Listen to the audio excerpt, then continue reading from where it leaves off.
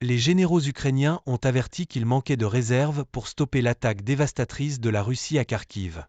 Cela survient alors que Vladimir Poutine rassemble plus d'un demi-million de troupes sur la ligne de front dans une tentative de vaincre les forces ukrainiennes.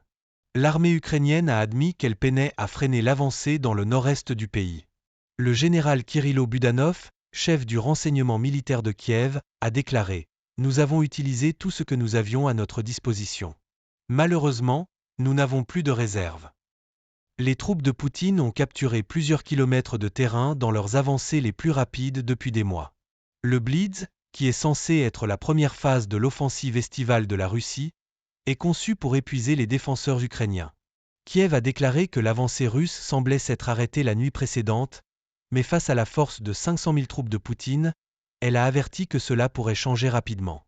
Les experts militaires disent que si l'Ukraine ne parvient pas à rassembler plus de troupes, ces perspectives sont sombres car la Russie a une supériorité numérique considérable.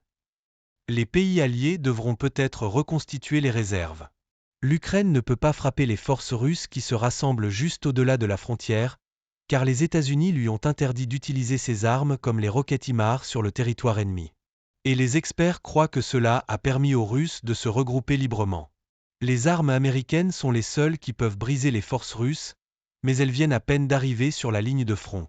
Le président ukrainien, Volodymyr Zelensky, a rencontré à Kiev le secrétaire d'État américain, Antony Blinken, qui a promis que la Russie serait obligée de payer pour la reconstruction de son pays.